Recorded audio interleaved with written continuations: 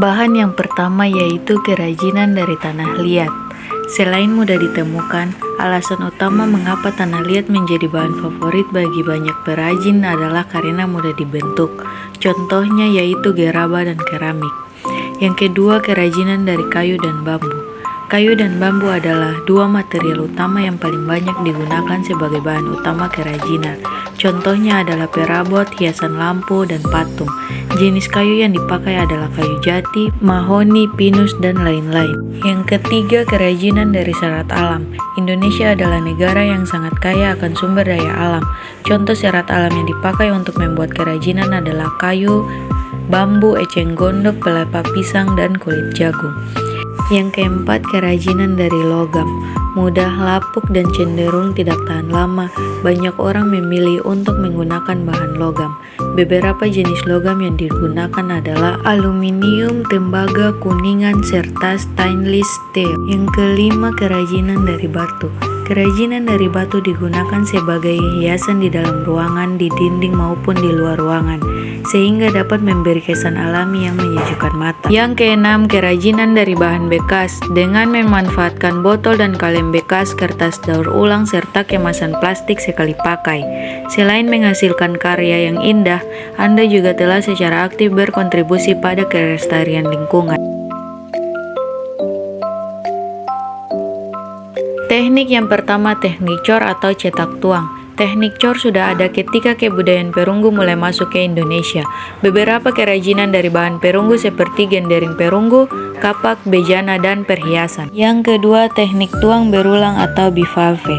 Teknik ini menggunakan dua keping cetakan yang terbuat dari batu dan dapat dipakai berulang kali sesuai dengan kebutuhan. Bi berarti dua dan valve berarti kepingan. Yang ketiga, teknik tuang sekali pakai atau a circe per due. Teknik tuang sekali pakai dibuat pada benda perunggu yang bentuk dan hiasannya lebih rumit, seperti arca dan patung perunggu. 4. Teknik etsa. Benda-benda dari logam dapat dietsa dengan merendam dalam larutan etsa atau larutan asam. 5. Teknik ukir. Di Indonesia, karya ukir sudah dikenal sejak zaman batu muda. Pada masa itu banyak peralatan yang dibuat dari batu seperti perkakas rumah tangga dan benda-benda dari gerabah atau kayu. 6. Teknik ukir tekan. Teknik ini adalah teknik membuat hiasan di atas permukaan pelat logam tipis ketebalannya 0,2 mm. Kalau untuk logam kuningan dan pelat logam tembaga ketebalannya 0,4 mm. 7. Teknik bubut. Dalam pekerjaan membubut, diperlukan alat pemotong yang berfungsi untuk mengiris, menyayat, atau menggaruk dan membentuk benda ialah pahat bubuk. 8. Teknik anyam. Teknik ini dikerjakan dengan cara mengangkat dan menumpang tindikan atau menyilang-nyilangkan bahan sehingga menjadi suatu karya anyaman. Bahan keras dari karya kerajinan yang dapat menggunakan teknik anyam antara lain bambu, rotan, dan plastik. Poin kedua, tahapan perakitan. Perakitan dilakukan apabila produk hiasan yang dibuat terdiri atas beberapa bagian. Perakitan dapat memanfaatkan bahan pendukung seperti lem, paku, benang, tali, atau teknik sambungan tertentu. Poin ketiga, tahapan finishing.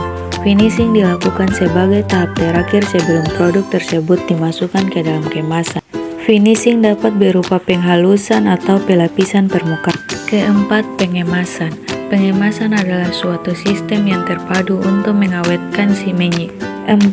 Pengemasan. Pengemasan adalah suatu sistem yang terpadu untuk mengawetkan, menyiapkan produk hingga siap untuk didistribusikan dengan cara yang murah dan efisien. Fungsi kemasan untuk melindungi produk. 5. Jenis bahan kemasan. Kemasan kertas, kemasan kayu, kemasan plastik. 6. Pengemasan karya kerajinan. Kemasan merupakan desain kreatif yang mengaitkan bentuk, struktur, material, warna, citra, tipografi, dan elemen-elemen desain dengan informasi produk agar produk dapat dipasarkan.